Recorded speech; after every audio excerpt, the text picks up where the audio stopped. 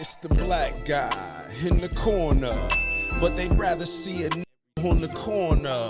They say I'm stealing Nick's clips like I'm stealing Nick's chick, not knowing that I hit him first week for the lick. I said, Nick, I could post here while you post there. Let's run the ads up, then let's meet up over there. Good evening, everybody. You're watching America First. My name is Nicholas J. Fuentes. We have a great show for you tonight. Very excited to be back here with you tonight on Thursday. We have a lot to talk about tonight, lots to get into. Big show. It's actually kind of a slow night again. Slow news day, nothing going on. I apologize I'm late. I just wrapped up my annual collaboration with Richard Spencer on his private Zoom. That's okay. I think someone's going to upload it somewhere. Maybe I'll steal it. Maybe I'll steal it and upload it on my channel. What do you think of that? No, but I just finished I do it every year. Around Thanksgiving, Christmas, we do a conversation, and we just wrapped that up. It was a exclusive stream for his subscribers, but I think I'm going to steal it and upload it, if he's okay with that, so that everybody can watch it. But I guess it was a sub-only stream. That's why I didn't post the link. But I literally just finished that. It was 2.5 hours. 2.5 hours. So I had to get it together and get ready. And now I'm here doing the show. But we have a great show. Our featured story, we're talking tonight about the resolution in the U.S. Senate to condemn me for anti-Semitism. It just gets crazier and crazier. So crazy. We really are through the looking glass because I feel like I'm the only one that makes sense. I feel like I'm the only one that's telling the truth about what is happening in the world. It's very obvious. It's white genocide and Jewish power. Those are the two things that are happening in the world, and they're two things you're not allowed to talk about. Everybody knows it. Everybody sees it. It's not hateful. It's not extreme. It's not because of my dad. It's not because of the housing market. It's not because of the economy. It's that simple. And for this, I am now being formally condemned by the upper body of the U.S. legislature, by the United States Senate. It has been proposed by Chuck Schumer, co-sponsored by every other Democrat. It condemns me by name. It condemns Tucker for talking to me. It condemns Paul Ingrassia for, knowing about me. It condemns Kevin Roberts for not condemning Tucker for talking to me. And it's 5 pages. And 3 of the pages are just documenting every anti-Semitic thing I've ever said. I said Hitler had aura. I said Hitler is cool. I said it's Führer Friday. And it's really not that deep. I've seen all these think pieces explaining my appeal. They're doing it to death, one after the other, from The Spectator, from Rod Dreher, from Ross Douthat, from all these people. Why is he so popular? Why is this happening? What is this about? We have a Jewish oligarchy, and our race is being genocided. It's that simple, bro. And it's just I don't know how else to say it. People go, why is he popular? Well, do you watch the show? The show is funny. I'm charismatic, and I'm correct. We'll get into it. We'll talk about it. It's crazy. That'll be our featured story. We're also going to talk about Trump decriminalizing marijuana. Technically, he's not decriminalizing it. He's reclassifying it as a different kind of controlled substance. A Schedule III controlled substance is what it is going to be. So it's going to be treated like Tylenol or codeine. So I guess that means you can't get it over the counter. I'm not sure exactly. I'm not a drug addict. I don't take drugs, okay? I don't know. But they're reclassifying it. And look, the bottom line is they are liberalizing and normalizing the use of marijuana. I don't know who voted for this. And it seems like the Trump administration is just evil. That's what all these announcements are. They're going to lower taxes on gambling winnings. They're decriminalizing marijuana. So they're incentivizing gambling and drug abuse. That's the Trump administration. What happened to like banning food dye? What happened to finding the cure for cancer and the cause of autism and shutting down the COVID vaccine? Who voted for this? Who voted for more weed? Who voted for more marijuana? What?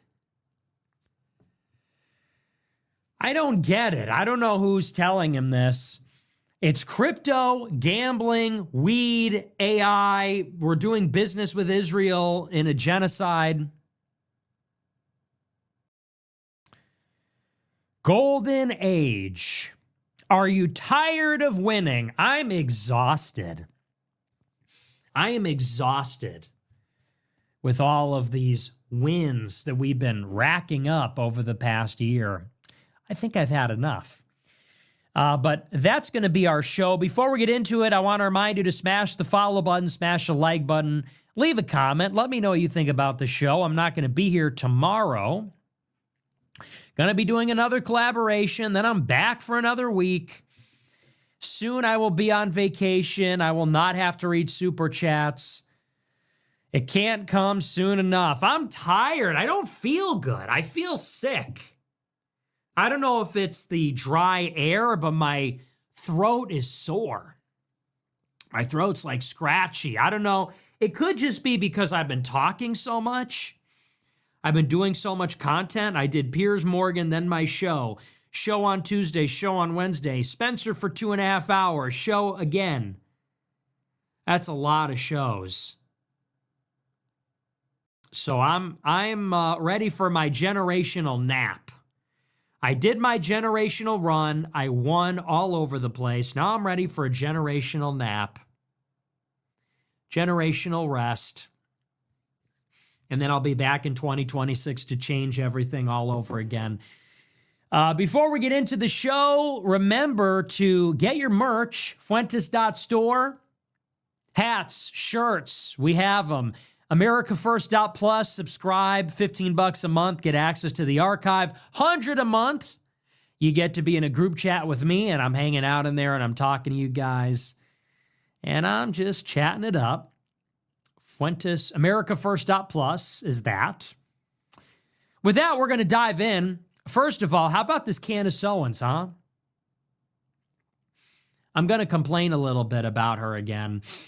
Because, look, I'm hooked now. I'm in it. I'm into the drama now. So now Erica said, you're never going to believe what happened. So now Erica got on the show with Barry Weiss, and she said,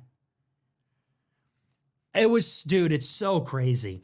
So Erica Kirk does a show with Barry Weiss on CBS. It's like a town hall. It's going to air this weekend. They published a clip. And Barry Weiss says to Erica, she goes, what do you have to say to Candace Owens and these people that are pushing conspiracy theories? And Erica, like, dude, oh my. And the Oscar goes to Erica, her face, her expression hardens, and she goes, stop. And we're supposed to be like, oh, whoa, she means business. No, you stop. No. You need to stop. Did you guys see the clip?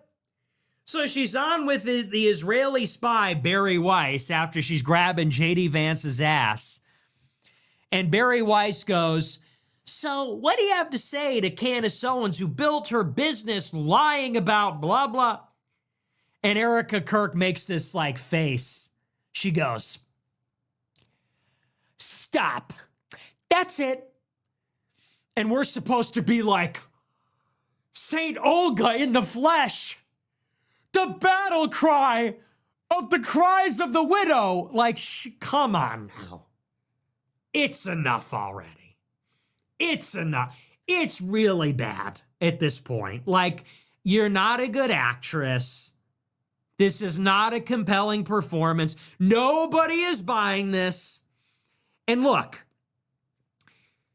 I am not a Candace Owens fan at all, as you know. That doesn't mean that this does not stink. Like, this performance does not stink. Just drop it. Can you just be fucking normal? Because it's obvious that you're acting. It's obvious that you are putting on a facade. And that is hurting your credibility. And it's hard for anyone to be able to take their side when that is what they are offering. You know, the first week, nobody could say anything because you can't.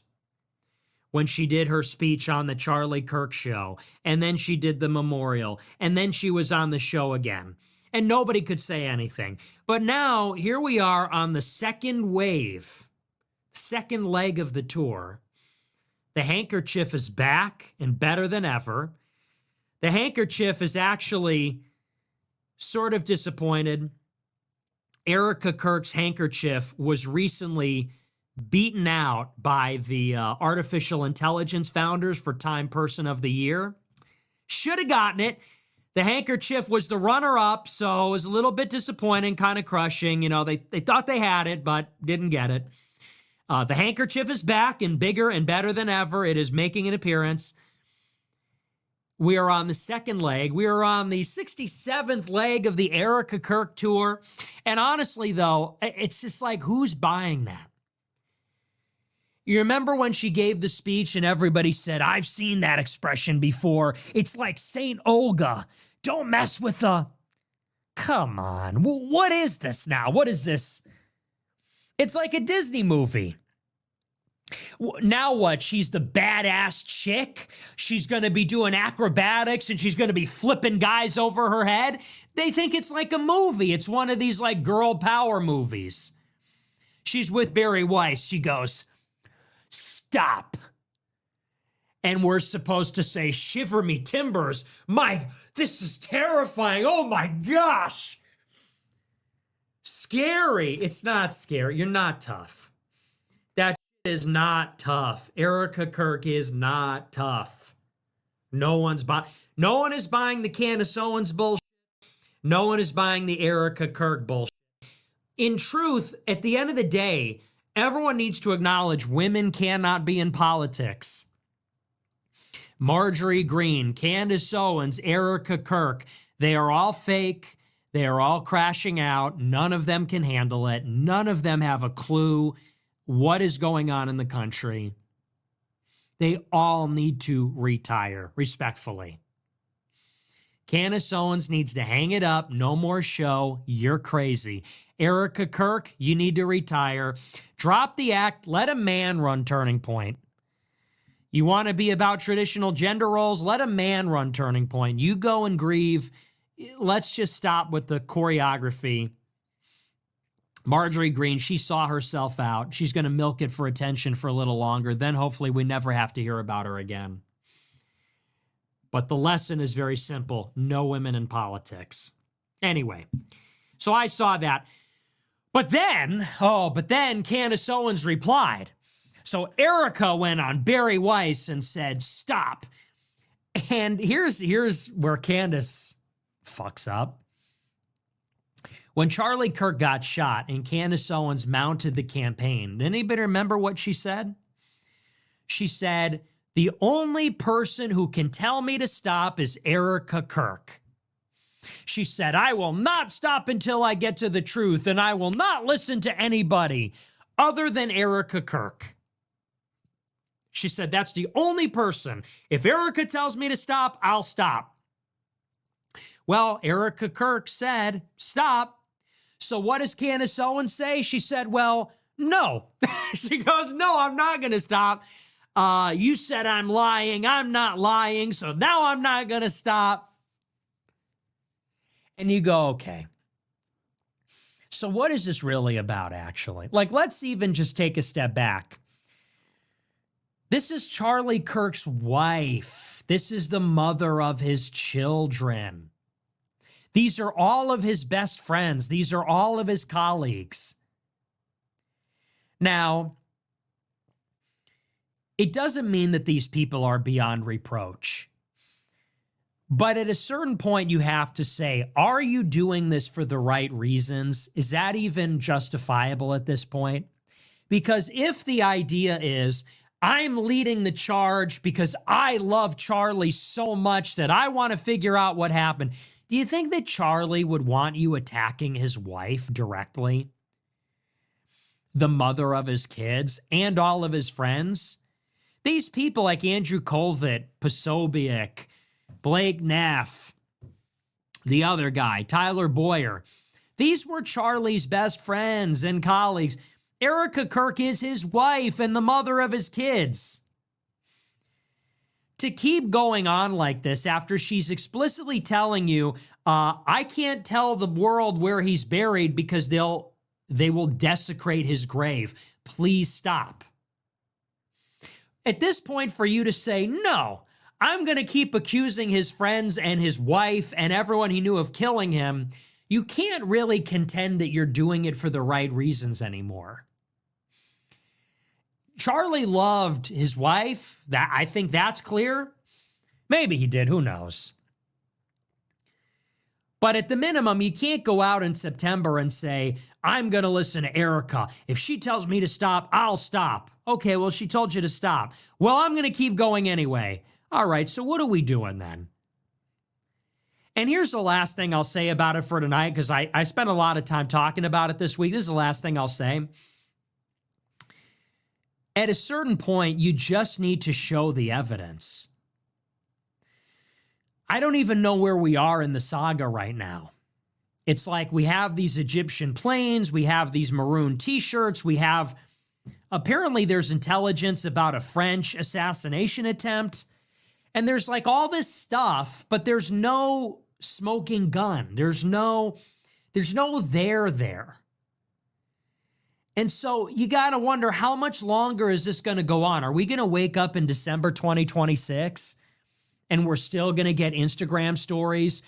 Tomorrow is going to change everything. Someone saw someone else someplace and they had the same name as this one. And you go, okay, so what does that even mean now? I'm sorry, you lost me now. In the early days when we didn't know what was going on, you could really believe anything, and we were looking at everything. Now I feel like we sort of have an idea of what transpired. We have the confession from Tyler Robinson, which has not been disputed. This has been produced by the FBI. If it's fake, then Discord can come out and say those messages were never sent. But they haven't. We have Discord messages from somebody that knew Tyler and the boyfriend. We have the weapon, which is apparently a weapon that was given to him by the family. Candace has seen the medical report, which says that it is an entry wound in his neck. We have footage of him in the stairwell walking to and from the crime scene. His coworkers say he walked with his fist clenched, which he did. His family turned him in and he confessed. They said, where was he shot from? He needed to be Spider-Man to get on that ledge. No, there's a pedestrian walkway to get up to where the bullet was fired. It's like, so we sort of have all the pieces. We have a pretty clear idea. And now we're awaiting the trial. So let's see what's presented in the trial. But in Crazy Town, you've got like a million different irons in the fire. There's all these different theories. Well, this one picked up his phone, and this one looked like he rehearsed his reaction. And these people wore maroon shirts. And the bullet didn't blow up his head and turn it into a pink mist. And, it's like, so if you can present an alternative theory, I'm all ears. If you can present an alternative hypothesis, so who is the suspect and how did they kill him? Is it a handgun then where did he get shot from? It's a big crowd. How did he shoot with a handgun from a short distance in a giant crowd? Wouldn't that be on camera? There's cameras everywhere.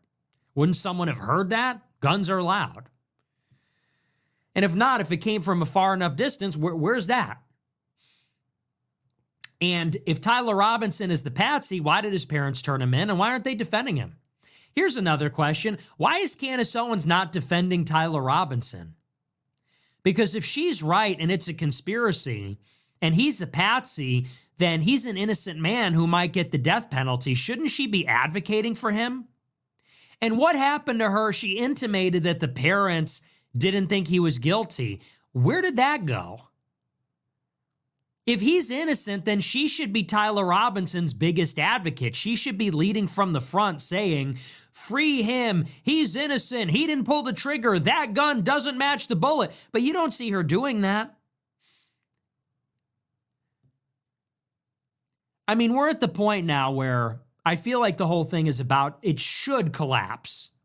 I don't know if it will, because I think that people are so out to lunch, but I feel like it needs to collapse at a certain point. How much longer can you drag this on with bullshit?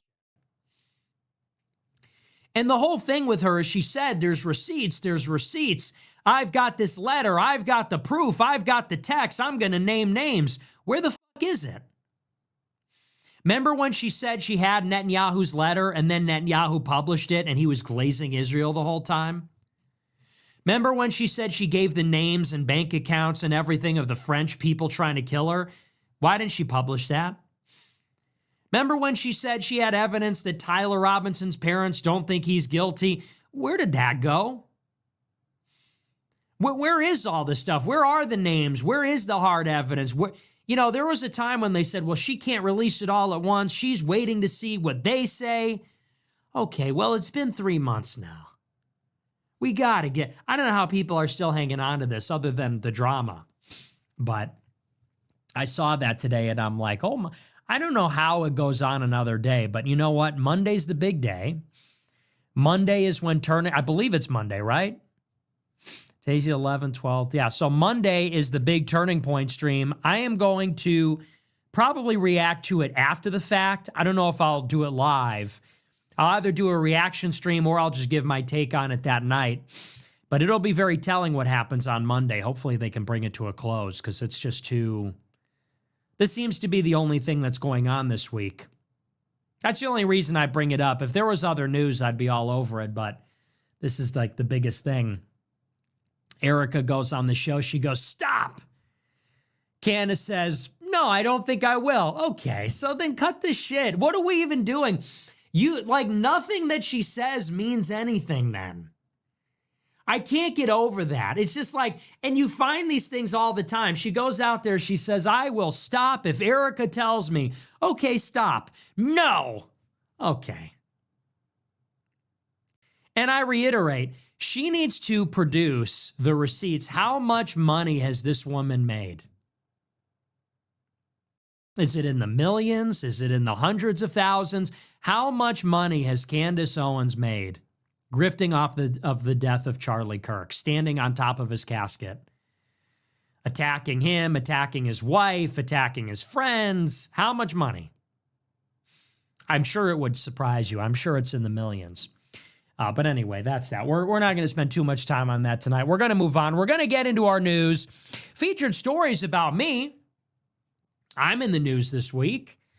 The U.S. Senate has proposed a resolution condemning me for anti-Semitism and white supremacy. The resolution was proposed by Chuck Schumer. It is co-sponsored by every other Democrat in the Senate. And this is a story from the Jewish News Syndicate.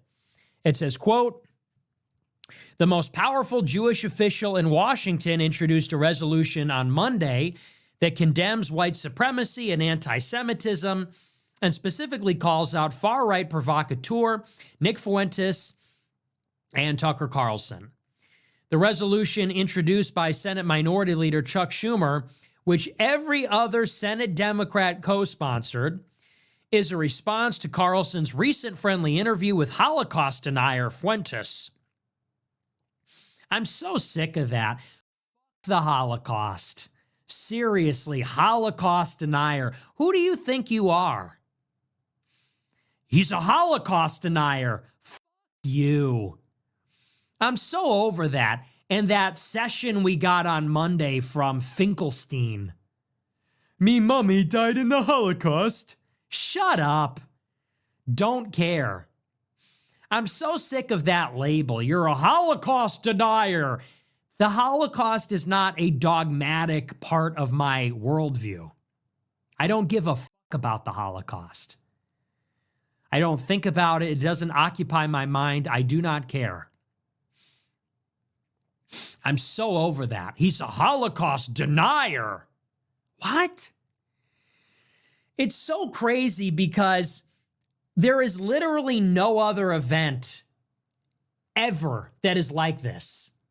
You can deny anything and everything, and there's not even a word for it. You can deny that JFK was killed by a lone gunman. Is there a word for that? You can deny that, I don't even know what, that the Constitution is a good thing. Who even knows? He's a Holocaust denier. And why does that carry a stigma? So what? It is completely peripheral to what is happening in the United States. I was born in 1998 in Chicago. What do I give a fuck about the Holocaust in Poland in the 1940s? They go, he's a denier. Shame on you. Okay, whatever. Anyway, it's these people, man. It goes on. It says, this is from Schumer. These deeply pernicious forms of hate spewed by right-wing radicals like Nick Fuentes, platformed by people like Tucker Carlson, have pushed America closer to a tipping point where Jewish Americans and all those targeted by white nationalist hate are looking over their shoulder, fearing for their safety. Is that what's happening? Roseanne Barr, a Jew, said that I should be on my knees begging the Jews for forgiveness and I should be afraid. Eli Lake, another Jew, said, I want anti-Semites to be afraid of Jews.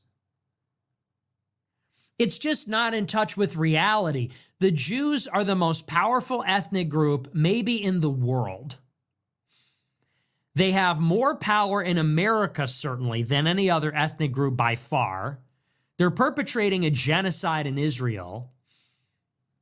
If you go against them, they destroy your life, and then they go and say, we're in fear, we're in danger, we're looking over our shoulder. Someone came to my house with a gun last year because of this type of hysteria against me. And they say, well, we're living in fear, we're looking over our shoulder. Yeah, that's not really the case. It goes on. It says, Schumer's resolution strongly rejects the views of and platforming of Fuentes, condemns Carlson's effort to platform and mainstream Fuentes, and affirms that Nazi Germany and its collaborators murdered 6 million Jews in the Holocaust. It also unequivocally condemns anti-Semitism and white supremacy wherever and whenever they occur, and urges all elected officials, thought leaders, and community leaders to reject and condemn white supremacy and anti-Semitism whenever and wherever they occur.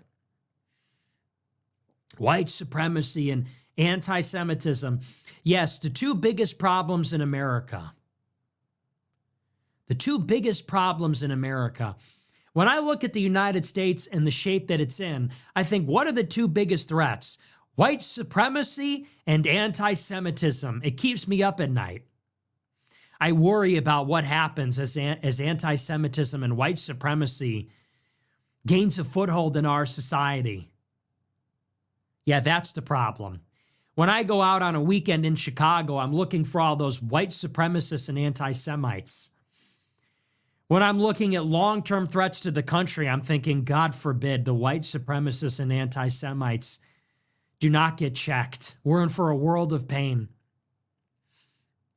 It says the measure spends 3 pages chronicling Fuentes' history of anti-Semitic comments before criticizing Carlson because he did not push back on or reject the claims made by Fuentes during the interview and platform the views of Fuentes, even validating his framing. The resolution also mentioned Heritage Foundation President Kevin Roberts, who defended Carlson at the time and said the think tank did not become the intellectual backbone of the conservative movement by canceling our own people or policing the conscience of Christians. The measure also referred to, although not by name, to Paul Ingrassia, whom Trump nominated to lead the office as special counsel. Several Jewish organizations endorsed the resolution. I'm getting really sick and tired of how people talk about me. It's either ignorance or cowardice. I'm the only one that has not gone totally insane. Let me tell you what I mean by that. This country has undertaken a policy where we are intentionally importing foreigners by the tens of millions. This is completely insane. The country that our parents were born in was 90% European and Christian. That's what the country was. It was Christian, it had one religion, and there were different denominations, but it had the same God. The people mostly came from the same place. And we had a decent, godly, family society. It was coherent. It had a largely homogeneous culture. We had a civilization. We had a distinct and identifiable and a good and prosperous civilization. And then we undertook a policy where we began to import tens of millions of foreigners in a very short amount of time, such that they outnumbered the natives. People that have nothing in common with us. They don't share the same language, the same religion, the same alphabet. Forget about the same culture, holidays, heroes, history, ancestry, and yes, race. We did it to ourselves. We brought all these people in, and now the country is unrecognizable. We have made ourselves a minority in our own country, and who the fuck wants to be a minority? Why did the Jews create Israel? Because they don't want to be a minority. Why do black people get together? Why do they have a community? Because they don't want to be the minority. They want to go someplace where there are people that are like them. They want to go someplace where they are in the majority. It is not desirable to be a minority, especially in a democracy. Because in a democracy, the majority rules. So we have put ourselves in the minority, which is not a desirable position culturally and socially. But in a democracy, we have put ourselves in the back seat of our own car. We are no longer even in the driver's seat of our own civilization. By becoming a minority, we are now outvoted by people that have nothing in common with us, people that got here within the last generation or two.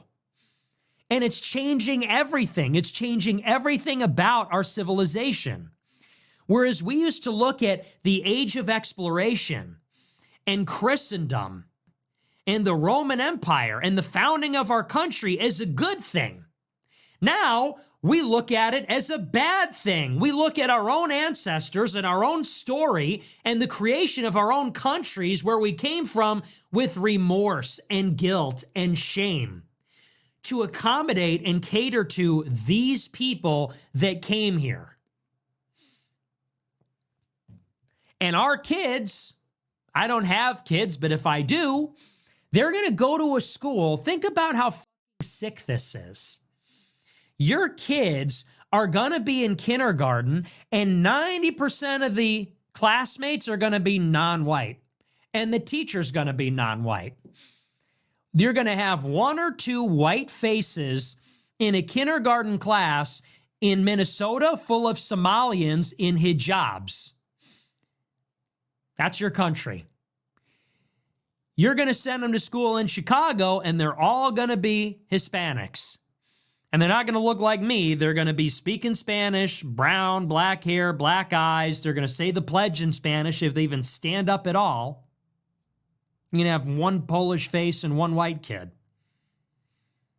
And in Washington State, it's going to be all Indians, all Indian classmates, and they're going to celebrate Indian holidays and maybe one or two white faces. This is reverse colonization. We are now being colonized by the indigenous people of every other place. And they're taking up space, and then they are defining the culture in the neighborhoods or places where they reside. And if a white person gets up and says, wait a second, what the fuck are we doing? This is not desirable objectively. These people come here because the country was white. That's why they came here. White people built it. It's full of white people. That's why they came here. And if there's more of them than there are white people, it won't be like that anymore. It won't even be desirable for them to move here. Why are these people coming here? It's because this was a rich, orderly, prosperous, decent, beautiful place. Well, they're leaving their piece of shit country to come here for that reason. But the more of them there are and the less of us, the more it will resemble the place from which they came. Objectively, it is not desirable, but it's also not desirable for us. This is against our own interests as white people. I'm white, you're white, or maybe you're not. But if you are white, this is against your interest to be outnumbered, outvoted by people that aren't familiar, that have nothing in common with you, that aren't like you. Why are we doing this? And why is it that in the country you can reproduce China in San Francisco, you can reproduce Somalia in Minnesota, you can reproduce Venezuela in every city apparently. But if white people want to have America in America, that is white supremacy.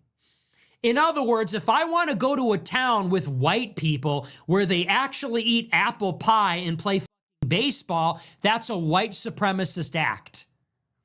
You can have little Haiti, little Cuba, little Somalia, little Nigeria, little Middle East. You can have all that, but you can't have America in America. You can't have a place where white people are white people. You can't have a place where there even are white people. You can't be proud of it. You can't want to be a part of it. You can't stick up for your own ethnic identity. You're a white supremacist now. You have a community of Somalians in Minneapolis. They're concentrated. It's a ethno-state. They're all in one neighborhood. It's homogeneous Somalian. They're taking over the city council. They want to run for mayor. They elect a representative, and she goes before them and in their native tongue says, I represent Somalia. As long as I'm in Congress, Somalia will never be defeated. That's perfectly acceptable.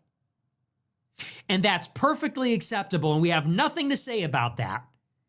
And the Jews can do the same thing. A Jew can get up and say, we need to fight for Israel, and the Jews need to stand up for themselves. But if a white person gets up and says, hey, we built this country, whites founded this country, we're sticking up for whites in America. Oh, you're a white supremacist now. You're so full of hatred. You're a wicked person and you deserve to die. You're a Nazi, so people should kill you and people should punch you and you're the scum of the earth. Really?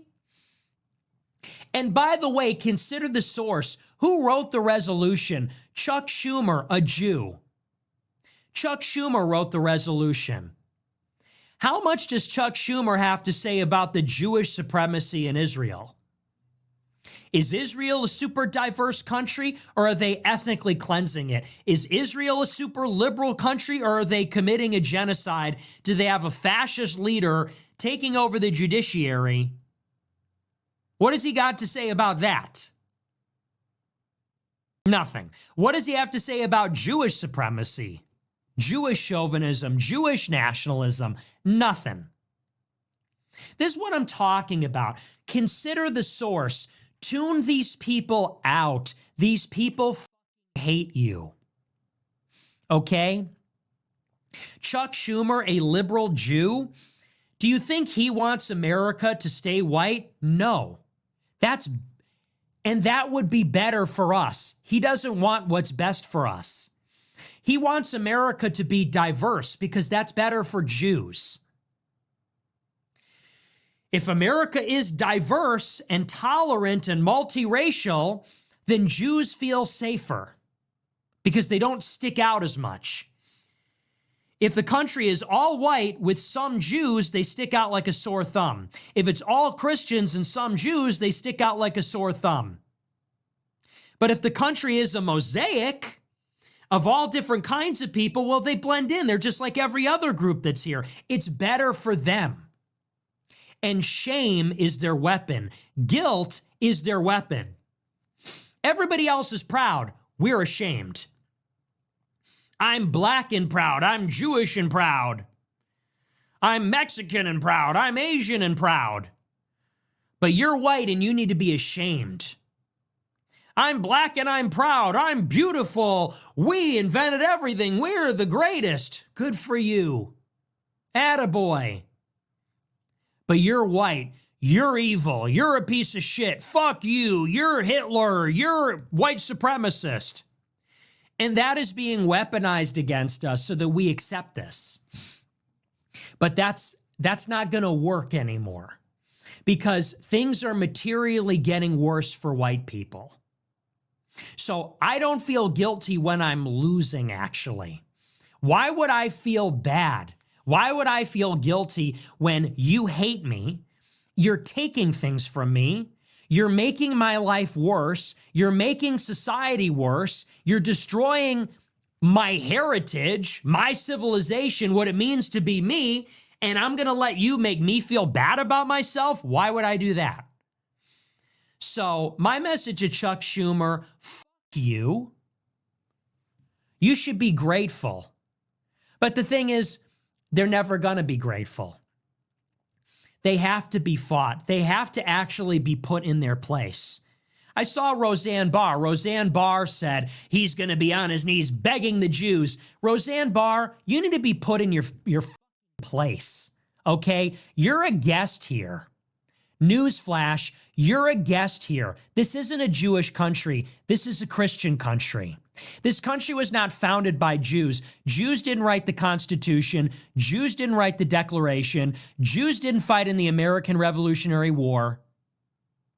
Europeans did. Christians did. You're a guest. You need to be put in your place. You disgusting fat. No one is going to be begging Jews for anything because Americans would rather die on their feet than live on their knees begging to anybody. She goes, you're messing with the God of Abraham. You're messing with God. His name is Jesus Christ. That's who you're messing with. She goes, you're messing with the God of Abraham. You're messing with Yahweh. God's name is Jesus Christ, actually. That's the God of this nation. That's the God of your nation. That's your king, too. As a matter of fact, he's especially your king. He's the king of you people. He's the king of the Jews. Christ is king over everybody, especially you, Roseanne Barr, and that's who you're messing with. She goes, he's messing with the God of Abraham. We're like Daniel. We can predict the future. We know everything. It isn't right. And everybody can see what they're doing. All it takes is one person that isn't ashamed. That's why they hate me. Because you can't guilt me. You can't shame me. I'm shameless. I'm guiltless. Absolutely. They go, you're racist. You're anti-Semitic. You're a Holocaust denier. Yeah. You said Hitler's cool. Yeah, he is cool. Fuck you. At least Hitler isn't replacing me in my own country. That's the difference. I know that Hitler killed Jewish people, but Jewish people are counting down the days until white people are a minority in their own countries. They're wishing for Europeans to be genocided. So think of that. Think of that. Why are we supposed to hate Hitler? Because Hitler genocided the Jews. That's a good reason, actually. Genocide is wrong. But the Jews, they don't care that we are being genocided. So think of that. We're supposed to be guilty and ashamed, and we need to hang our head in shame because of the genocide of the Jews. Meanwhile, the Jews are cheering in the stands for our genocide right now. That is what is happening. In a century, do you know that there will be no Germany, no Italy, no France, no Netherlands, no Belgium, no Spain, no Portugal, no England, no Sweden, no Ireland, no Canada, no Australia, no America, none of it. Gone. All of it. Everything about it. You do understand that, don't you? Replaced by Africans, Asians, Amerindians, Arabs, replaced in our own lands. And they have a front row seat and they are cheering it on. They say it. Ben Shapiro said, I don't give a damn about the browning of America. What do you think that looks like? The browning of America. That means there's going to be no more white people. So everything you love about America, Tom Cruise and Frank Sinatra and George Washington, Abraham Lincoln, you know, those are all white people. Walt Whitman and Mark Twain. These are white people. And in a century, there's not going to be any more. Because what will happen is that non-whites will outnumber us. They will elect representatives that care about their tribal concerns. We will be outnumbered and outvoted. We will be disempowered. And then, like in South Africa, we will be a beleaguered minority existing in pockets, subjected to the will of the state. And they're cheering it on. Ben Shapiro says, I don't give a damn about the browning of America. You want to know why? Because when America falls, he's going to go home to Israel. He's got a golden parachute. The IDF is going to send a helicopter to Surfside like they did when that condo collapsed. They're going to pick him up and they're going to bring him home to Israel. Where are we going to go? Where's our home? Where's our homeland where we can be white and we can be Christian like Israel is for them, where they can be Jewish? Where are we going to go? When America's browned, when Europe is browned, when the whole world is browned, where are we going to go home to when we're a persecuted minority? What country is going to help us have a right to exist? Do white people have a right to exist? Israel has a right to exist, but I guess white Americans don't, and Germany doesn't, and France doesn't, and Italy doesn't. These nations exist to give Israel money. These nations exist to give welfare to Africans and Arabs and other non-white people, I guess. That's the bottom line. And that's why people like the show. Not because the housing market's bad, not because the economy sucks, not because people are mad about a bunch of other stuff. It's because of this. It's because our home, our civilization, our ancestors, our heritage is being blotted out. It's going away. We got in at the end of it. We are the last of our species. That is what they would like for us. And it's not normal. Normally, if that were happening, you would fight like a caged animal. You would fight because your back is against the wall. You would lash out in desperation, but they are programming us with shame and self-hatred and guilt so that we don't do that, so that we literally will our own destruction. You should be ashamed. You should be guilty. You should hate yourself. And if you hate yourself, you will yourself out of existence. They say these things like, oh, you're against immigration. Well, how do you think the Native Americans felt about the American colonists arriving? What's implied? What is implied is that we should allow ourselves to be genocided as our just deserts, in the way that the Indians don't exist anymore here, in the way that they are herded onto reservations and their civilization was decimated. We should accept the same thing happening to us by immigrants because we deserve it, because we're guilty. I'm so ashamed. I'm so guilty. I'm so filled with self-hatred. Okay, genocide me. I guess it's only fair. What? No, f*** you. And the Jews are leading the charge on that. Newsflash. They led the charge on that in the civil rights era. They're leading the charge on that now. That's why they're calling it white supremacy. That's why they stigmatize it as white supremacy.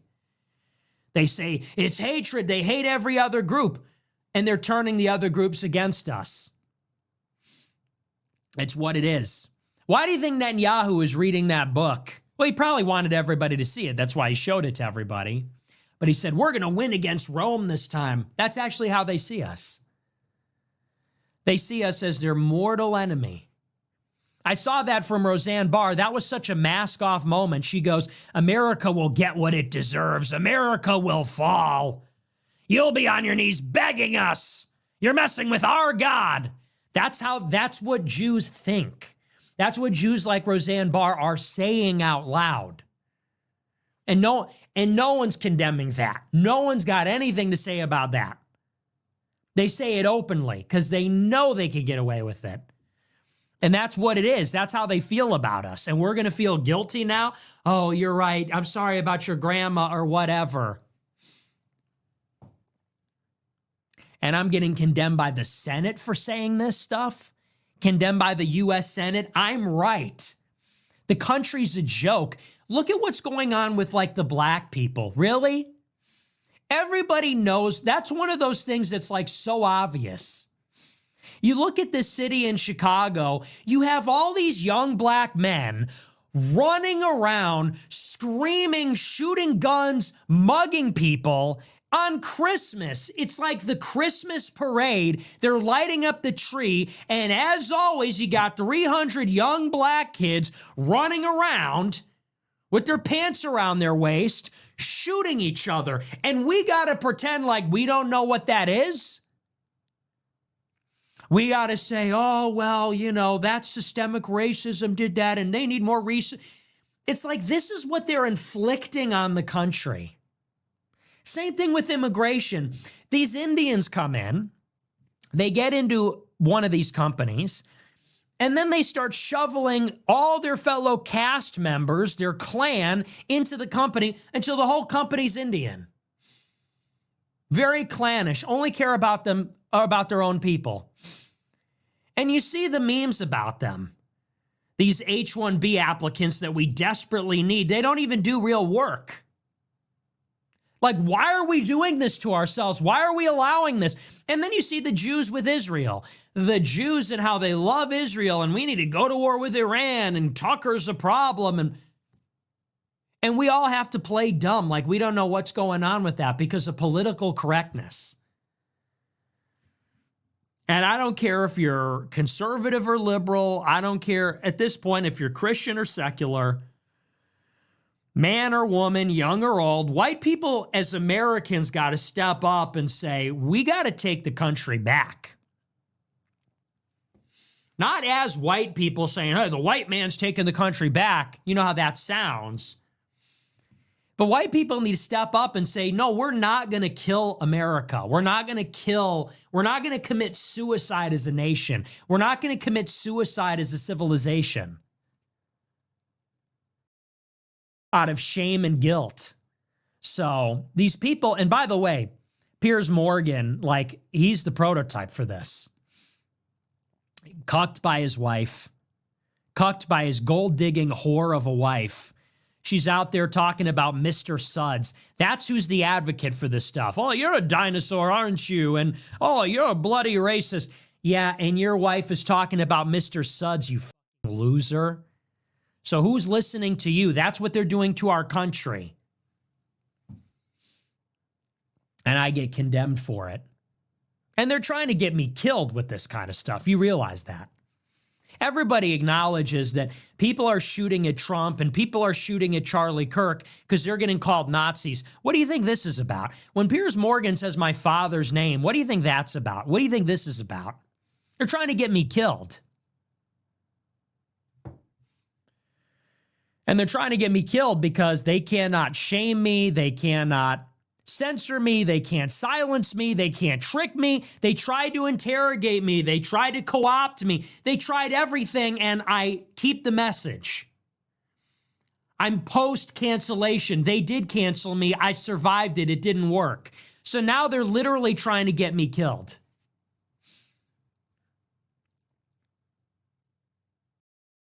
For telling the truth. That's what it is. It's not white supremacy. It's not hatred. This is common sense. This is called taking our own side. This is, I don't want to commit suicide. I don't want my civilization to commit suicide. I actually want Europe to exist. I want America to exist. America has a right to exist.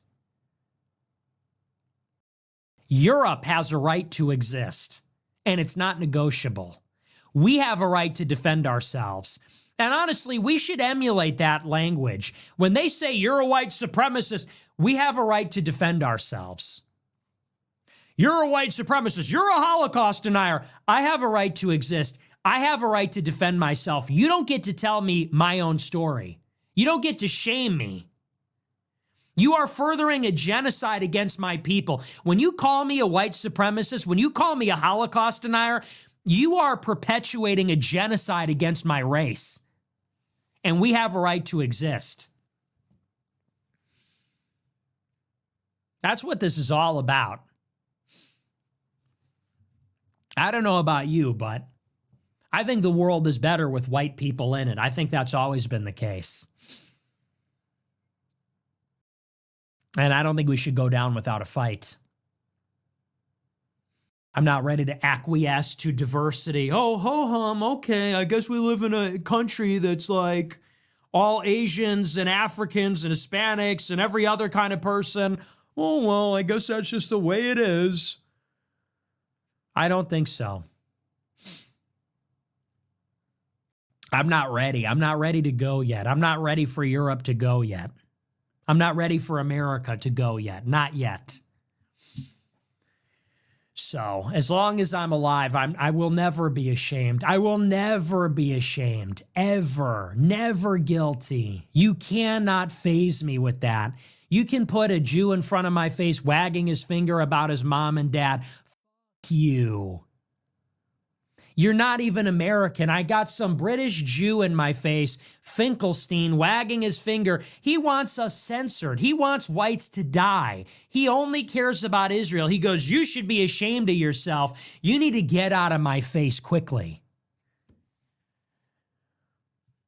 And what happened to the self-confidence of white people to say, hey, back up. Back up, Jack. That's why I like Joe Biden. Hey, back up, Jack. Where's the self-confidence? You don't see that with black people. They don't have shame. You don't see that with Muslims. They take up space proudly. You don't see that with Indians. None of them have shame. They walk around weightless. These people that come here, and they should be ashamed. These people come here, their kids are running all over the place. They're blabbing on the phone at 6 million decibels. They can't speak the language. You see the behavior of the people that come here. There's no decorum. There's no respect. There's no standards. And they have no shame. They're arrogant. They hold their head up high, all these people. And we hang our heads in shame. It's our country. They don't feel the need to justify themselves, defend themselves. They say, you need to open your gates to us. Boldness. Where's our boldness? Where's our balls? White people need to grow a pair of balls. And that involves telling women that are constantly henpecking. That means telling all these foreigners and all these other people, fuck off. They go, should you really say that? Well, that's not nice. Well, what about? Where are the men? So I want to see it. It's time to get ready. It's time to get ready. No more excuses from the white man. We have to ask more from ourselves. We need to be the best. Needs to be a new greatest generation, the fittest, the strongest, the most intelligent, the most clever. You have to become a weapon. This is about white survival. This is about our people. You know, you should feel vulnerable right now because you are. And it's a message for me like it is for all of you. It's time to take it seriously. Because I hear this stuff and it's like, man, they're really pushing now. Condemned in the U.S. Senate. Really? Yeah, 50 million illegal aliens here, but what we can all unanimously agree on is you're a white supremacist and you said this on your... It's called rage baiting. We're rage baiting. We're trolling. Hitler has aura.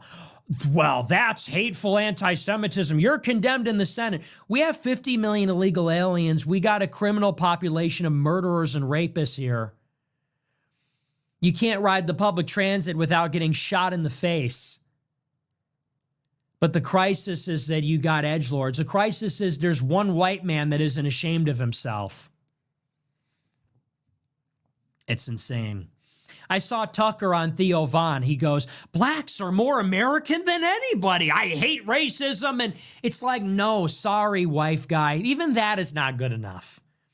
Even to the extent that you got Tucker, you know, he thinks he's like a swaggering guy and everything. And even he is completely cucked. He goes, I hate racism. I'm not a racist. And that's because I think blacks are the most American out of anybody. No, they're not. No, they're absolutely not. They got their own flag. They got their own national anthem. And it's not to say that they're not American, but the most American are the people that came on the Mayflower, obviously. What is even, that's just a form of pandering. Blacks were not meaningfully a part of it until they were freed. They were considered property. And I'm not saying like that's a good thing, but I think even they would contend that they're alienated from America. What a ridiculous thing to say. And this is supposed to be our WASP, our swaggering WASP nationalist. It's not good enough. No, that's not good enough. That will not do.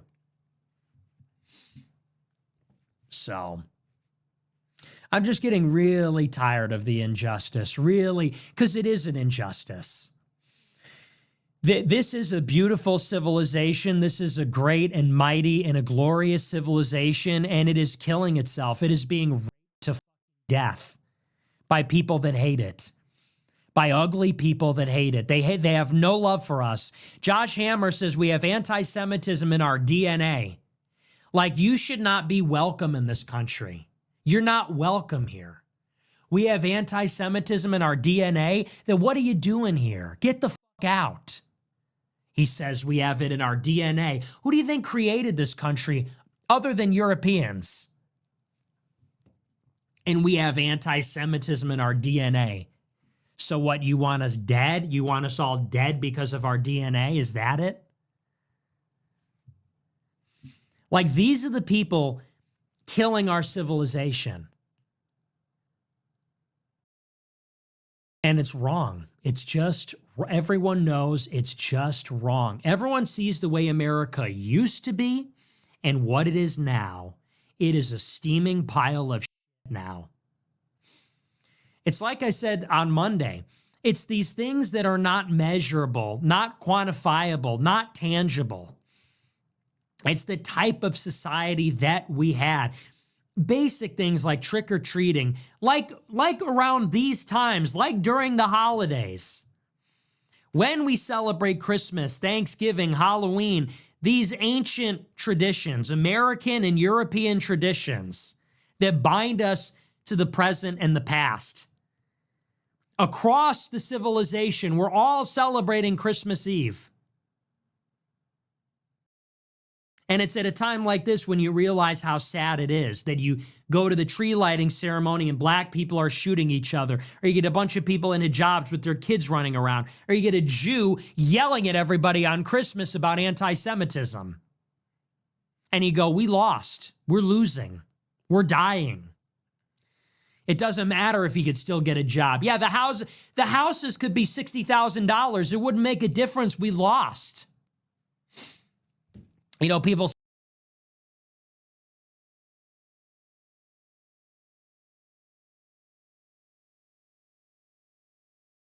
you think it's about the basket of goods? Oh, well, the reason people are angry is because the consumer price index ticked up. Yeah, the houses could be $60,000. It wouldn't make a difference. We lost. You know, people say it's about jobs and housing and whatever. You think it's about the price of an iPhone and a latte? You think it's about the basket of goods? Oh, well, the reason people are angry is because the consumer price index ticked up 2% and the basket of goods is experiencing upward. No, that's not why. It's because like we lost the core. We lost the heart and the executive function. We lost what we are. And it's something that everyone else has. Everyone else has it. A sense of peoplehood, a sense of belonging, a sense of home. And they write books about it. Oh, you know, my mom was cooking the ethnic food and on the ethnic holiday, and I went back to that neighborhood on Mango Street or whatever the And in our own country, we don't have it. In our own country, we're alienated. You go to the motherland and you got Africans selling flying saucers, throwing fucking frisbees around. Really? What a joke.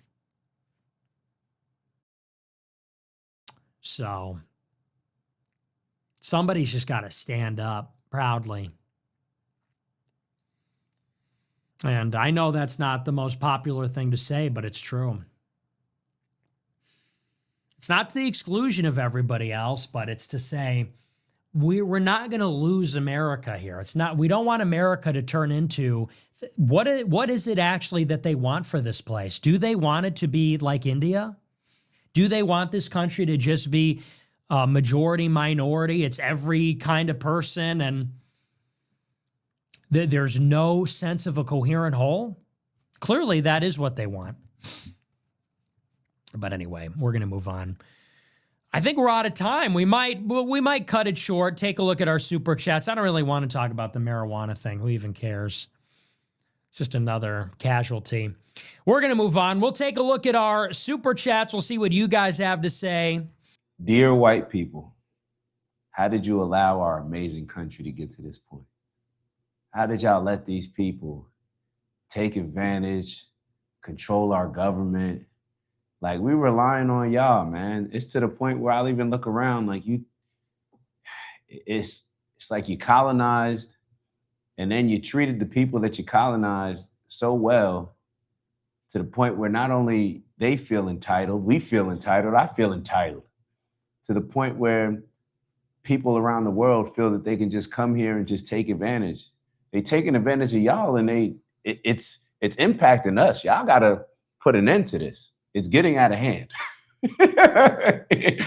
I'm kind of joking, but I'm kind of not. But let's get into it, man. Let's get right into it. But staying on that point, it is interesting what Nick brings up. And I want to focus on the fact that he said about the right to exist. Like, damn, white people don't have the right to exist. And he talks about Israel. And it makes me think about with Chuck Schumer trying to put this whatever bill, anti-Nick Fuentes, anti-Semitism bill, whatever it is that he's trying to do. And all of these people in politics that talk about Nick Fuentes being an anti-Semite.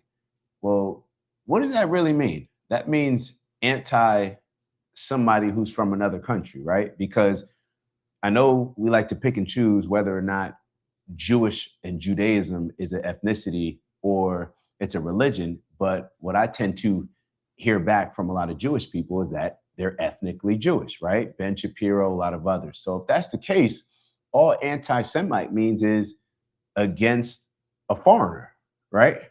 So what obligation do Americans have to be for foreigners?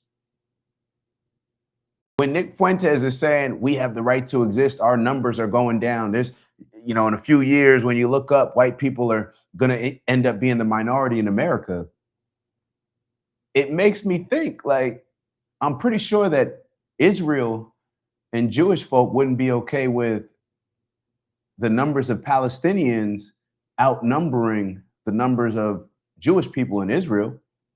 Isn't that kind of like what's kept in place? Isn't that kind of part of the whole conflict? Why there can't be one state solution, right? Why there can't be a one state solution, because then who's going to outnumber who? Like, that's kind of the whole point. And then there can't be a two-state solution because of what? Because y'all just don't want them living there. And case in point, the genocide that's currently being committed before or after, I should say, the ethnic cleansing that was committed. But sticking to that point, how do all of these people in our government, and some, like you got Piers Morgan and people in England thinking that Nick Fuentes has to care about the Holocaust? Why do I, or anybody in America, why do we have to care about the Holocaust? I don't try to force people caring about slavery on people. Matter of fact, I've been there before. I used to be like that. And I realized that, well, for a lot of reasons, I'm not that anymore. That's kind of when I was getting manipulated by the Democrats and the liberals. But the point that I'm trying to make is that nobody cared and nobody perhaps should care. Now, perhaps as humans, I like to look at it from a standpoint where I put humanity first. I want humanity to achieve this greater peace. That's just something that I want. So I do care about what's going on in the world. And clearly, Nick Fuentes seems to care as well, because he seems to be sticking out his neck on the line in ways that other people aren't, and calling out the current genocide that's going on with Israel and Palestine.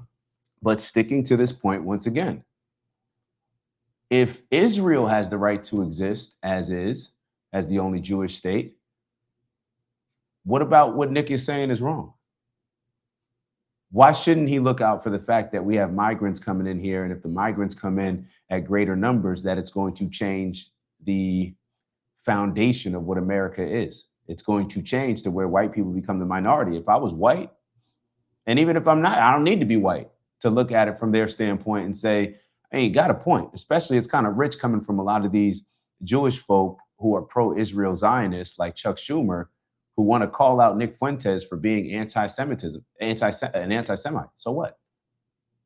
And where does it say that people in America can't be anti-Semitic against a foreign group of people? Where does it say that? This is just another example of why Nick Fuentes is exactly who he is and why people are following Nick Fuentes, because it's another example of our government showing who it's controlled by, our government showing who has the most leverage. Let's get to the notes, though. Let's get to the notes. And maybe, matter of fact, before we get to the notes, I do want to highlight, even like with a Roseanne Barr. You know, like Roseanne Barr, she's getting on, she's talking all this craziness, talking about Nick Fuentes should be on his knees for violating the God of Abraham. The God of Abraham, this country was not founded on Judaism. It was founded on Christian principles, right? Christ-like principles. Now, they try to play these Judeo-Christian value games, which, to be totally honest, all y'all Christians, I don't know how y'all even allow this to happen. I don't know how y'all allow people to play y'all and use this to manipulate our government by saying Judeo-Christian values. And they even lead with the Judeo. How does that happen? And then you got people like Roseanne Barr talking about Nick Fuentes should be on his knees for violating the God of Abraham. You see the entitlement that y'all created? This is what happens when you allow America to be the home of the victims. Land of the free, home of the victims, right? This is what happens when you allow this. Everybody comes here and feels entitled. Everybody, to the point where Roseanne Barr can say that Nick Fuentes, an American, should be on his knees for violating the God of Abraham when this country was not founded on the God of Abraham. It was founded on the God of Jesus, or Jesus, however you want to look at it, right? Do you think Roseanne Barr respects Jesus? Do you think most Jewish people think highly of Jesus? If you read the Talmud, perhaps kind of pretty telling how Jewish people feel about Jesus. So once again, I don't know how y'all allowed yourselves to be taken advantage of like this, and it's impacting us. So y'all need to put a stop to this. Y'all need to put a stop to this. This violation. Y'all got people, it's to the point where they bullying y'all so much, we feeling like should we be doing this? Like, is this something that we should be doing? And I'm kind of I'm joking a little bit, but in the joke, please tell me where I'm wrong. Tell me where the lie is. It's actually funny. Like, it's hilariously painful, perhaps, for a lot of people, and painful for me as well, because I'm looking at the country. I don't want our country being controlled by Israel, by people that are either Israeli or people that are here and care more about another country than America. I don't want that. And it's funny, Nick mentioned that that Tucker, I didn't see that part of the Theo Von conversation where Tucker said that Black people are more American or said something like that. I got to go check that out. I got to see the context around it, But I don't know why Tucker said that. I don't know if I understand what he's trying to accomplish when he says that. But in all actuality, I'm tired of Black people even being involved in this conversation. When it comes to Nick Fuentes, it seems like Black people always get thrown into this mix. And this is why I tell Nick, like with the Wang half shirts, and I see him moving in a different direction. I see him. He may not acknowledge it, but I see him moving in a different direction, and y'all do too. But it's like, why even make it about Black people? Why have a shirt about a Black slur? Your beef is not with Black people. If you're going to have a slur on your shirt, wouldn't it make sense to have a slur based on the people that are trying to cancel you, the people that you're upset with the most, the people that you believe that are controlling your government, the people that are trying to bully you to accept their God of Abraham, right? Like Roseanne Barr. So why have a slur on a shirt? You don't need to have a slur on any shirt, but if you're going to have one, I'm just wondering what makes it about Black people. Then you go on Piers Morgan and it's a whole conversation about Black people. We got nothing to do with this. But I'll share my perspective, though. I'll share my perspective because I am an American. And I want what's best for Americans. So that's obviously where we do have common ground on. I want what's best for Americans. I want what makes sense for Americans. I want Americans prioritized when it comes to you got to take care of home, just like any other community, just like your actual home. You got to feed your own kids first before you trying to feed the entire neighborhood, right? If everybody takes care of their home, then, you have that basis and then you can kind of lend a helping hand where it's needed from there. But you got to take care of your home. Like you can't just allow other people to be taking advantage of resources and opportunities that are not even provided to the people that actually live in your home. So I think y'all understand what I'm saying on that. So let's get to the notes.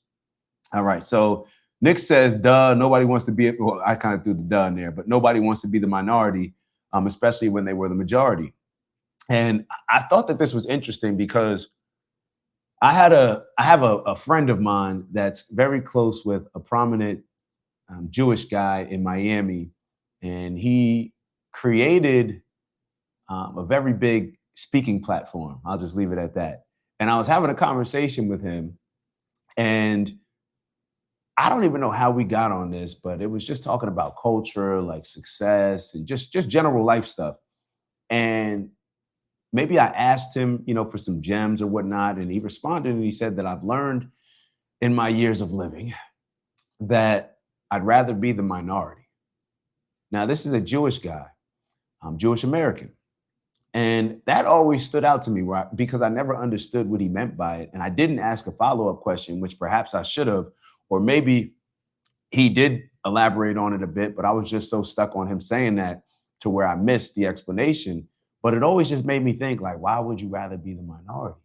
And in recent discussions that we've been having on the live and on the show with you all, it's come up that, typically the minority, the united, strong minority, they typically control the majority, the masses. Now, this obviously hasn't been the case in America when, America was mostly white when it was founded. And ever since then, has becoming more and more diverse. But when it comes to the global population, just like what Nick and Pierce said in their interview, where Piers Morgan was saying that there's almost 2 billion or whatever amount of Christians on the planet. And I think he either said there was 15 million or 50 million Jews. I'll look it up, but it's not totally relevant right now. I think the point will still land. But he was saying, like, you mean to tell me that this small group of people can control the masses? Yeah. That's what it seems like. And so when I connected that with what my friend's friend told me, I was trying to make sense of it. And now that I'm continuing to think about it, continuing to process it, well, it's very convenient to say that you want to be the minority in other places, but when you have a home in Israel that you prioritize and put forth before the actual country that you're in, that you would be a minority in. So there was just a lot of thoughts around that. I'm not even sure if I fully unpacked it or fully understand still what they were trying to say, what he was trying to say, but it's just always stood out to me. It's just always stood out to me. But I can understand how, as Americans, you find a country. And when I say find, I guess the proper word, you founded a country, not find. Definitely didn't find it. People were already there. They knew it was there. Maybe Columbus didn't know the Americans were here, but there were people here. Neither here nor there. But when you founded this country, I can understand that you would want this country to reflect a lot of the values and the culture that you believe in. And it even says this in the Bible. I believe it's in Deuteronomy. Don't quote me, but I think it's the same passage that we referenced yesterday. I think it's Deuteronomy 7, verses 3-4, where they were discussing that. And don't quote me on that. I looked it up a couple days ago, so it's somewhere in Deuteronomy, I believe, where God's talking about intermarrying, like marrying amongst different cultures. And God says, don't marry different cultures outside of your culture, because then that person who you're marrying is not going to worship the same God. So even from that standpoint, I can understand how people would want their culture to be the dominant culture, especially if you colonize the country. Now, Nick says that there's a reverse colonization happening. Perhaps that is the case. When you listen to a lot of the Somalians, especially, like they got a different type of energy, a lot of them. From Ilhan Omar to a lot of the folk that I've never even heard the names of, but just see videos on X or on YouTube or Instagram, whatever. But there's a different type of energy. It seems like yeah, we come in here to win, to run stuff. We trying to make sure that, perhaps, and now that I'm thinking about it, perhaps they're looking at it how a lot of people are looking at Israel. Like, look at what Israel's doing. They came over here. What do? They use the resources of America, right? We give them resources. We invest in them. We provide them military aid, and obviously not just with money, but when it comes to everybody else knowing that we back Israel as one of our quote unquote greatest allies.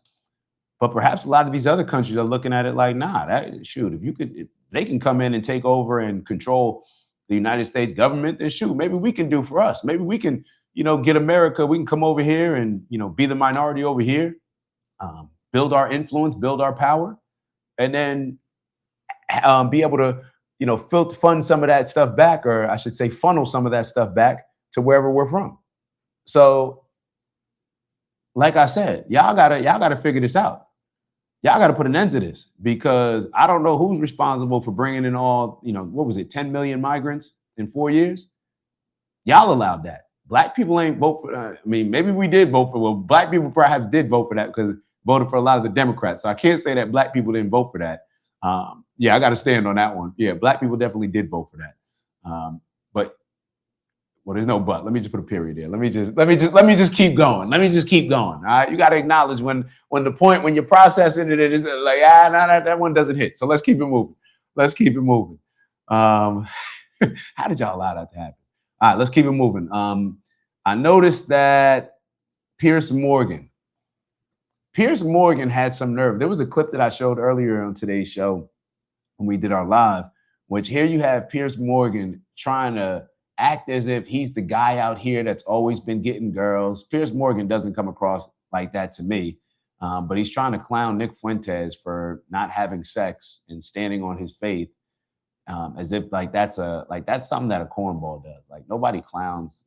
Like, if you get a lot of girls, you don't clown people that don't get girls or you don't think get girls. Especially, everybody knows how this works. Nick Fuentes is, he makes a lot of money, good looking guy. I don't think that Nick Fuentes has any issue getting girls. But Piers Morgan is making fun of it. And then all these, of course, the internet did what the internet did and came back with all of these posts that Piers Morgan's wife was putting out there.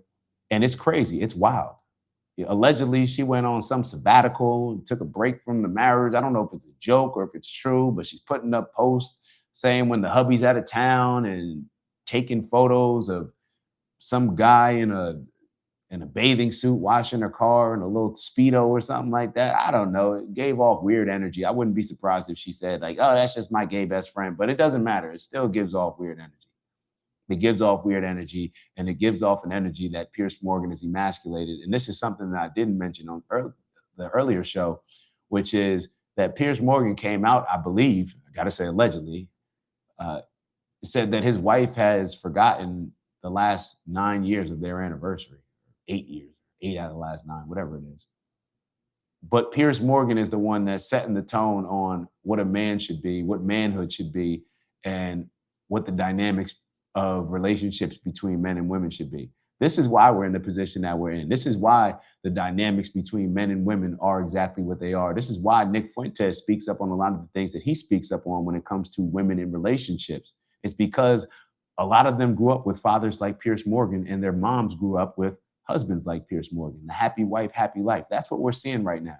We're seeing a society and what a society looks like and becomes when you have it ran by emasculated men and women that are seeking validation through power. That's what it seems like to me. But let's keep going. Let's keep going.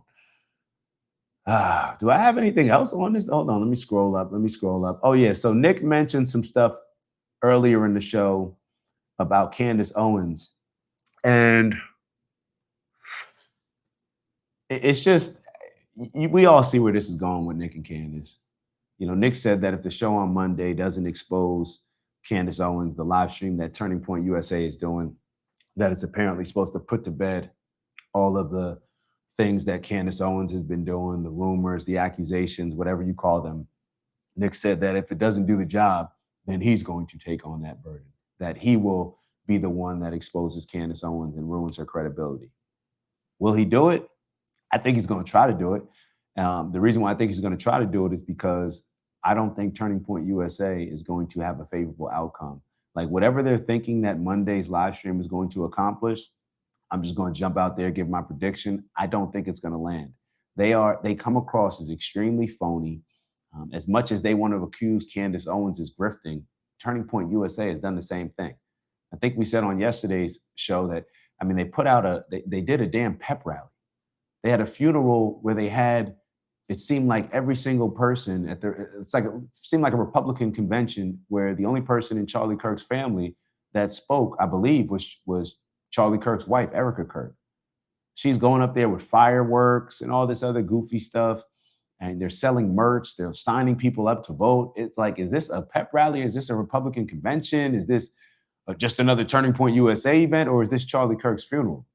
So when you have a organization that seems to be struggling and trying to figure out in whatever way they can how to keep the money coming in with Charlie Kirk, obviously the talent gone, it seems like they've been willing to put themselves in some weird positions in order to try to make some money. So I don't know what that's about, but their organization has always come across to me as a bit phony. And I think that's always going to hurt them in this case, especially when you have certain things that have already been put out about Charlie Kirk's assassination that simply just don't line up. And you already have a lot of people that are just not believing the narrative that has been given to them. It's just too many weird things happening. They paved over the shoot where it happened. They cemented. It's just a lot of weird stuff that has happened. I haven't been following it super closely. As I said before, I don't, watch Candace Owens' show a lot. I like Candace, but I don't watch her show a lot. So I haven't really been in tune with all that stuff going on. But, me being objective, looking at Candace and looking at a lot of the things that Nick says, I wish he didn't, call her a black bee. I just really wish he didn't. But it is what it is. People use whatever language that they want. However, I do have to acknowledge that Candace, what she's doing, and I said it before, it does come across as grifting. It does come across as a bit of, hey, I'm doing this for my friend because I want to uncover this, but there's also the money aspect where I want to make as much money. So maybe that's what she's doing. Maybe, who am I to judge? A lot of people say that when it comes to me posting these videos with Nick Fuentes, even though I do have permission from Nick, spoke to Nick about it. He knows that I put up the videos. And even before I spoke to him, I reached out to him as soon as I started putting up these videos. But I can understand, a lot of people question like, hey, why are you putting up these Fuentes videos? Is it just to build the following, to build the influence, or are you just doing it to make money? So those are valid. Those are valid questions. Those are valid questions. And perhaps it's a mixture of both. Perhaps it's a mixture of all of them. You know, perhaps it really is a mixture of all of them. The main thing is to be able to tap into an audience that I otherwise, well, perhaps wouldn't, be given the opportunity to talk all to y'all. I doubt that all of y'all, maybe some of y'all will be coming in and find me my videos, but this gives me the opportunity. You speak on, that's what you do with the news. You speak on what's relevant in America, in the country, and you use that as a vehicle to review and express your thoughts on it, whether it's positive, negative, and just give good feedback. So hopefully that's what I'm doing. Let me get back to, we talked about Candace, talked about Roseanne. We talked a bit about the resolution. Nick did mention that Trump made weed a Schedule 3 controlled substance, which makes it just like Tylenol. That's interesting. If you're making a controlled substance just like Tylenol, does that mean that Trump is okaying for it to become, recreational? Or I don't even know if that would be the right word, but that you can buy over the counter, or you can buy in the aisle of a supermarket or go to a dispensary. I don't know what that's going to look like. We'll get to that point when Nick elaborates on it more. I believe he said he'll talk about it on Monday if nothing else comes up. But probably, now that we're thinking about it, probably not going to talk about it on Monday because that's the Turning Point USA live stream. But we'll get to that when we get to that. But yeah, overall, I just want to finish up with, I guess what we started with, where I'm confused on, why people think that people in America have to have certain opinions. People in America have to care, have to view something, can't question something. Like, even if Nick Fuentes is questioning the Holocaust, like, so what? So what? Like, what makes that a crime? I question the transatlantic slave trade. Should I also be censored? Should they put a bill against me because I question the transatlantic slave trade and the story that they told us about it? I do. Been questioning it for a while. Don't believe it. That's for another video. Y'all probably like, well, what don't you believe about it? Or maybe y'all don't even care. That's the whole point. You don't have to care. You don't have to care. I don't have to care about the Holocaust. That's your history. You don't have to care about it. You can. I understand why you do, but you don't have to. And I definitely don't have to. And for Chuck Schumer to be trying to make legislation or put a bill together, like in the US government, for an American criticizing a foreign situation, a foreign people, that's just wild, bro. That's wild. But like I said before in the beginning of the show, perhaps that's been the precedent that has already started. Perhaps that's the precedent that has already occurred. I think back to like the Asian crime bill and other things that they've put out. Now, maybe that was focusing on people to say Asian Americans. I understand that. However, I don't understand what criticizing, and that was based on like violence happening based on 2020. So, that's a totally different situation. But when it comes to questioning the Holocaust, like, who do y'all think y'all are? Who do y'all think y'all are to where your history can't be questioned?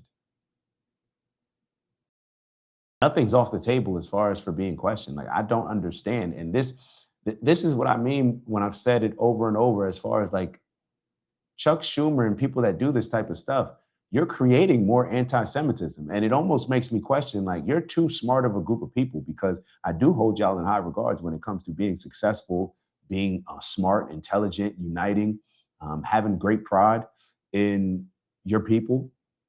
It's almost like you're too smart to be moving this stupid. You know what I mean? Like, you're too smart to not see the play that the more you try to hang, quote unquote, and I'm not literally, figuratively, you try to hang and censor Nick Fuentes, that all you're going to do is prove his point that you control the government and that people are prioritizing another group of people over Americans, and using their positions of power and using their leverage to stand up for a foreign entity rather than supporting Americans.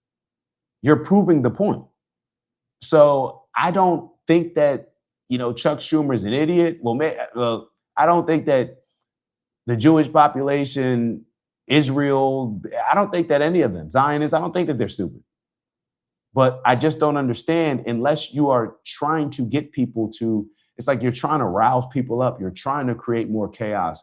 Are you trying to develop a certain amount of hatred to where then certain things may become justified? Or like this, you see where things go when people do stuff that just doesn't make sense. That's where all the conspiracy theories or just questions come up.